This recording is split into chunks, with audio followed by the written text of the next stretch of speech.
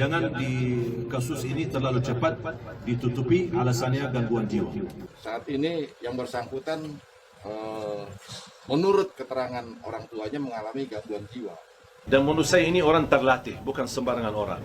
Dia betul-betul terlatih, dan kemudian ketika dia tusuk saya, tujuannya ke leher tapi jatuhnya ke tangan, kemudian dia ingin cabut lagi pisaunya untuk tusuk lagi. Kita harap ada keseriusan, kesungguhan dari aparat keamanan untuk menyelesaikan kasus ini dengan baik.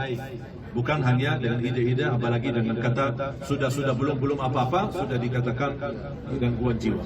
Ini menurut saya terlalu cepat. Kalau kita bilang bahwa ini bukti di antara bukti bahwa PKI sedang bangkit lagi di negeri kita, nanti kita dibilang menyebarkan isu, menyebarkan hoax dan seterusnya. Kemudian yang membuat saya heran, peristiwa berdarah pembunuhan kepada Syekh Ali Jabir ini kok terjadinya setelah ada seekor monyet yang mengatakan bahwa hafidz Quran, penghafal Quran yang wajahnya good looking itu sumber radikalisme. Itu yang membuat saya kaget, karena saya teringat bahwa Syekh Ali Jabir itu adalah seorang ulama nasional asal kota Madinah, Saudi Arabia, penggerak gerakan 411 dan ulama 212, dan yang saya ingat beliau itu ulama yang hafal Quran 30 juz dan wajahnya good looking, saudara. Ada apa ini? Menurut keterangan orang tuanya mengalami gangguan jiwa. Harapan saya ditindaklanjuti dan diseriuskan. Fokus, konsentrasi, diproses. Jangan di kasus ini terlalu cepat ditutupi alasannya gangguan jiwa. Saya tidak terima itu. Mohon didalami lagi. Dan kita masih tunggu, kita insyaAllah punya sabar yang panjang, insyaAllah sampai hari kiamat kita sabar. Ya, jangan khawatir, yang penting kita harap ada keseriusan, kesungguhan dari aparat keamanan untuk menyelesaikan kasus ini dengan baik. Bukan hanya dengan ide-ide, apalagi dengan kata sudah belum apa-apa sudah dikatakan gangguan jiwa. Ini menurut saya terlalu cepat reaksi seperti ini. Tunggu aja, sabar, dan mudah-mudahan saya percaya insyaAllah aparat keamanan insyaAllah bisa tuntaskan kasus ini dengan sebaik-baiknya. Bismillahirrahmanirrahim. Saudara, baru saja kita dikagetkan dengan peristiwa berdarah, yakni peristiwa pembunuhan terhadap Syekh Ali Jabir, di mana ada seorang yang berupaya untuk membunuh, menikam dan menusuk beliau di tengah-tengah acara beliau sedang mengisi sebuah acara di Bandar Lampung, saudara. Kalau kita bilang bahwa ini bukti di antara bukti bahwa PKI sedang bangkit lagi di negeri kita, nanti kita dibilang menyebarkan isu, menyebarkan hoax dan seterusnya. Yang membuat saya heran dan bingung sampai detik ini, di setiap adanya peristiwa, berita, pembunuhan, penusukan, yang membuat saya bertanya-tanya, kenapa korbannya selalu para ustadz, para kiai, para ulama, utamanya adalah tokoh-tokoh nasional 411 dan 212. Ada apa ini, saudara?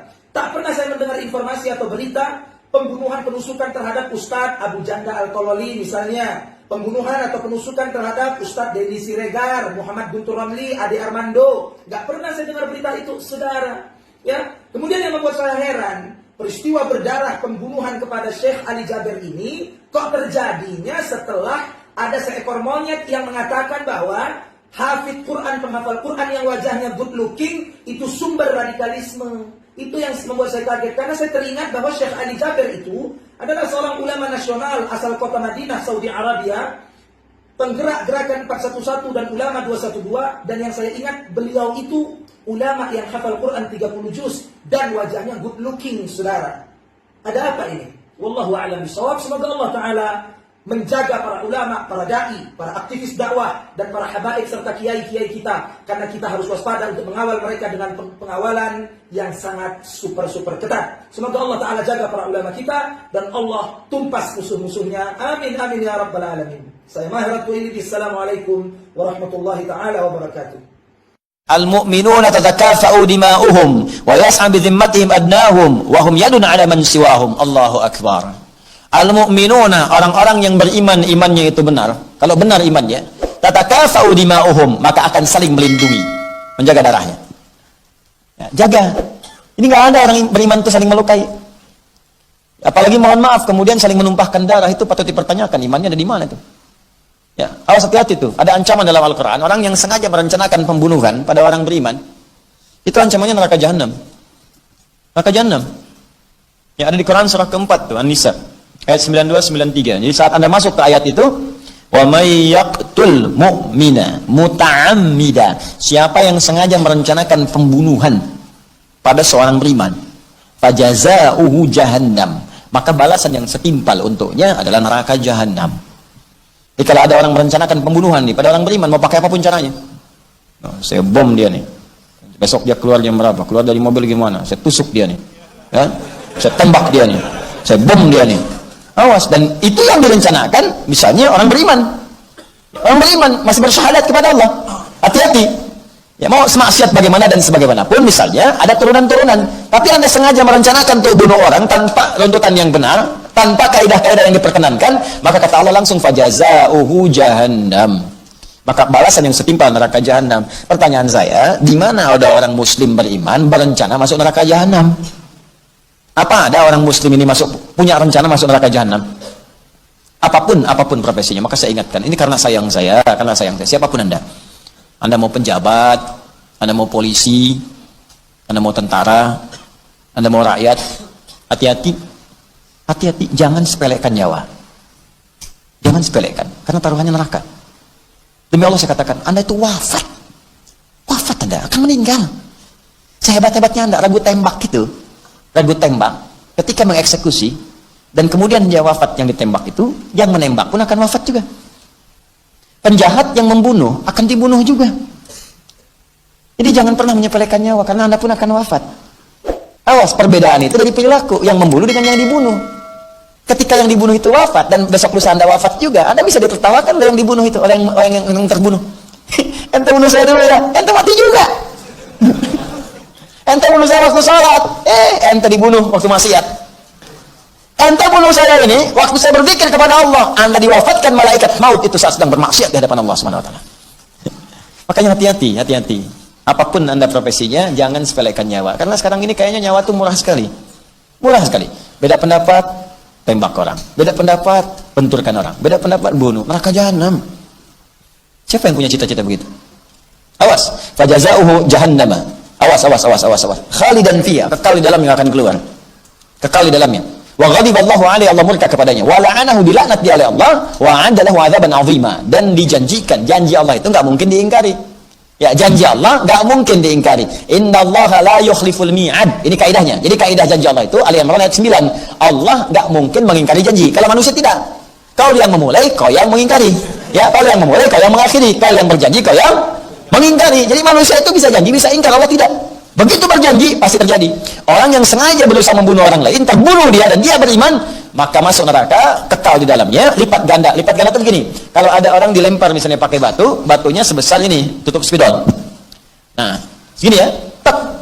Ya sekecil-kecilnya batu jahanam, tembus juga, gitu kan? Tapi yang kalau dilipat gandakan, batunya sebesar masjid nih. Ya udah, mau jadi apa tuh? Nanti lihat.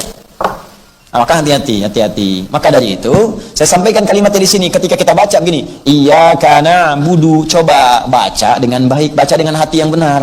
Apakah nun itu sudah kita fungsikan belum dalam kehidupan? Jangan-jangan Pak Ibu, doa itu belum terjawab karena fungsi nun itu belum hadir dalam hidup kita. Anda berdoa tapi seling mencela orang. Di mana fungsi nunnya di situ? Makanya mungkin doa itu belum terjawab itu karena itu. Anda berdoa di situ tapi nggak pernah pasrah kita kepada Allah, mungkin itu yang belum terjawab. Anda berdoa minta tapi ibadah itu belum semangat untuk jamaah, mungkin di situ persoalannya. Dipakai nunnya, pakai ilmunya. Ya, ini tatakafa'u dima'uhum wa yas'a bidhimmatihim adnahum, dan saling memperhatikan. Melihat. Makanya saat sang berjamaah itu lihat kanan kirinya, kenalan dari mana. Makanya dulu zaman Nabi itu ada orang ke masjid selesai urusannya. Yang lapar dapat makanan, selesai. Ya, yang haus dapat minuman, selesai. Lihat, kami coba semaksimal di sini nih. Ya, ada orang jauh-jauh gitu kan, nggak bisa pulang langsung, tinggal sini, itu Allahu Akbar. Jangan dikira itu ibu-ibu yang panitia ini ibu-ibu biasa. Demi Allah saya katakan, itu ibu-ibu luar biasa itu. Sampai dilihat berapa yang ada di sini, dicari Pak malam-malam, mana yang masih buka. Kadang nyarinya pun yang paling enak, paling bagus. Hokben buka nggak hokben? KFC ada nggak? Tapi jangan sampai nginap semua di sini dia. Saya sering mengatakan di berbagai tempat, orang yang tidak baik itu penyebabnya cuma dua. Tidak ada yang ketiga. Di buruk itu cuma dua sebabnya. Kalau bukan fahsya, pasti mungkar. Fahsya, keburukan yang bersumber dari syahwat. Ya maaf, pornografi, porno aksi, LGBT, kata-kata kotor, jorok, itu fahsya. Jadi orang salat, mustahil kalau salatnya benar, bisa menjadikan dia menikmati fahsya, mustahil. Orang salat misalnya, maaf, senang nonton gambar-gambar yang tidak elok, mustahil. Tayangan-tayangan yang dilarang, mustahil. Berkata-kata jorok, kotor, mustahil. Ya kalau salatnya benar. Sekarang coba dicek ya, antum yang pegang handphone dalam sehari, berapa jam pegang handphone? Dan berapa kali menemukan konten-konten fahsya? Kalau anda merasa menyukai itu, berarti salatnya ada yang tidak sempurna. Bahkan kalau ada yang merasa menikmatinya, ada yang salah dalam salatnya. Jadi kalau salat kita benar, begitu muncul gambar tidak elok atau tayangan yang tidak baik, anda akan palingkan, anda buang gitu.